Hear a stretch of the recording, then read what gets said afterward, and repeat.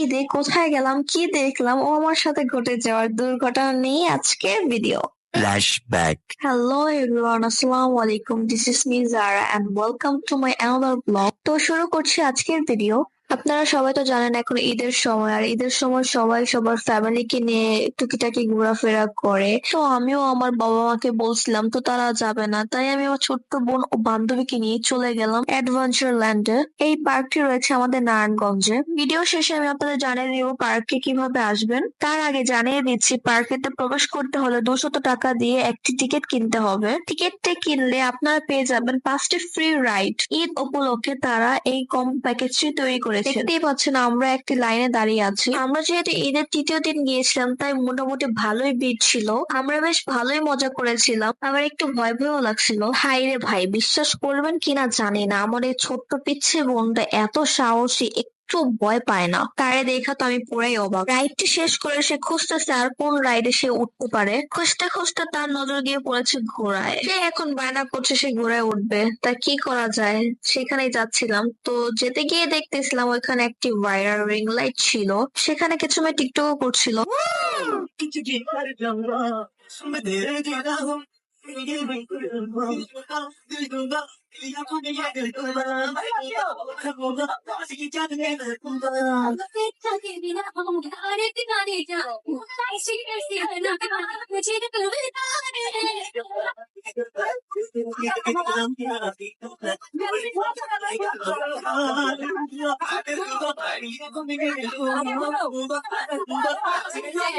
Guys, আমার কাছে কিন্তু এই মেয়েটির নাচগুলো অনেক ভালো লাগছে। তার ডান্স শেষে তার বান্ধবীরা এক এক করে ডান্স করতেছিল।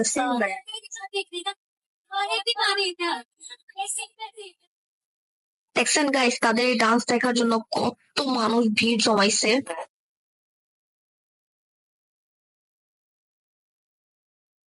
তবে যাই হোক, তাদের নাচ কিন্তু এখনো শেষ হয় নাই, সবে মাত্র শুরু।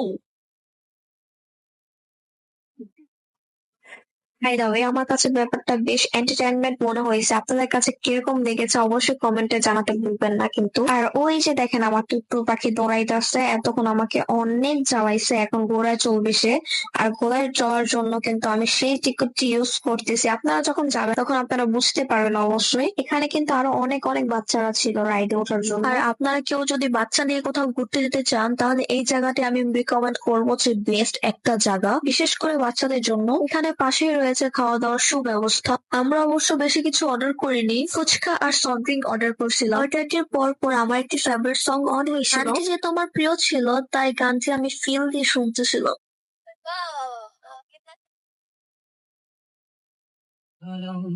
ओ निगाहे करम राज गाए हरम ओ निगाहे करम हम गरीबों के दिल भी खबर जाएंगे हम ये देश का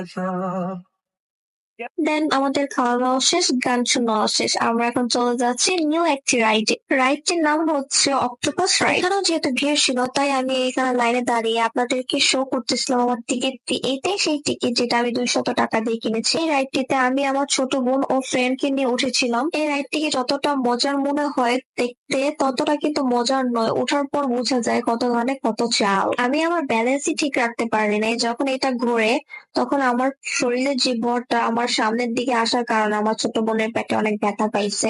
আর আমি এই রাইড শেষ করবো, অন্য একটা রাইডে যখন যাই, সেখানে কাউন্টারে মানুষ না থাকার কারণে আমরা এসে পড়ি লেকের পার। লেকের পার রাত্রির নাইট ভিউটা এত এত জোস ছিল গাইস, আপনারা দেখতেই পাচ্ছেন কি সুন্দর একটা। এখানে অবশ্যই ভিডিও করা খুব ভালো, তো আমি অবশ্যই ভিডিও করছি। আবার টিকটকে গেলে দেখতে পারবেন আমি কি পরিমাণ ভিডিও করি আর কি রকম ভিডিও করেছি। ভিডিও করতে করতে আমার সাথে হয়ে যায় একটি দুর্ঘটনা, যেটা হচ্ছে আমি ভিডিওর ফার্স্টে দেখিয়ে দিয়েছিলাম। এই যে এই ডালটার দিকে সবাই সাবধানতা ভাবে চলবেন, কারণ এই ডালটার নিচে নামতে গেলে তখন হচ্ছে স্লিপ কাটার সম্ভাবনা থাকে বেশি। আমার তো জুতোই ভেঙে গেছে।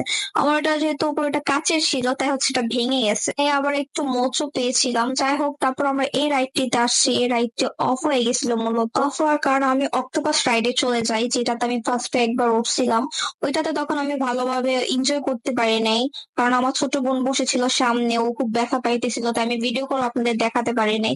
তাই এবার ভাবলাম যে যেহেতু আবার উঠছি, তখন এবার সুন্দরও লাগতেছিল, বেশি মানুষও ছিল না, আর দেখতেও পারতেছেন একটু লাইটিং লাইটিং ছিল, তাই আমি আপনাদের একটু বুঝিয়ে দিলাম। এটা কিন্তু অনেক ভয়ঙ্কর। যারা হচ্ছে মানে যারা উঠতে পারবেন, রিস্ক নিতে পারেন, তারাই হচ্ছে উঠবেন। নয়তো এটা যেহেতু ঘুরে, এটা থেকে নামার পর সম্ভবত অনেক মানুষ বমিও করে। আপনারা যারা এই পার্কটিতে আসতে চান, তারা সর্বপ্রথমে নারায়ণগঞ্জ চাষারা এসে একটি রিক্সা নেবে। রিক্সাওয়ালাকে বললেই হবে পঞ্চবটি পার্ক যাব, ভাড়া 60 থেকে 70 টাকা নেবে, আপনাদের একদম মেইন গেটের সামনে এনে নামিয়ে দেবে। পার্কটিতে প্রবেশ করার পর আমার মতো আপনারাও এই সৌন্দর্য উপভোগ করতে পারবেন। কিন্তু এখন ঈদের সময়, এখানে অনেক ভিড় থাকবে, তাই বাচ্চাদেরকে অনেক সাবধানে রাখবেন। আর আমার ভিডিও যদি আপনাদের কাছে ভালো লেগে থাকে, তাহলে অবশ্যই আমার জন্য একটি লাইক, একটি কমেন্ট ও শেয়ার করে পাশে থাকবেন। অবশ্যই ফলো কিন্তু করবেন। আর আপনাদের কারো যদি পছন্দের রিসোর্ট বা পার্ক যদি থেকে থাকে আপনাদের এলাকাতে বা আশেপাশে, তাহলে অবশ্যই আমাকে জানাবেন। আমি অবশ্যই চেষ্টা করবো আপনাদের মনের মতো করে ভিডিও করে তোলার। তাহলে আজকে আর কথা বলে আপনাদের সময় নষ্ট করব না, আজকের জন্য এই পর্যন্তই। সবাই সুস্থ থাকুন, ভালো থাকুন, আল্লাহ হাফেজ। দেখা হবে আবারও কোনো নেক্সট ভিডিওতে। Bye bye.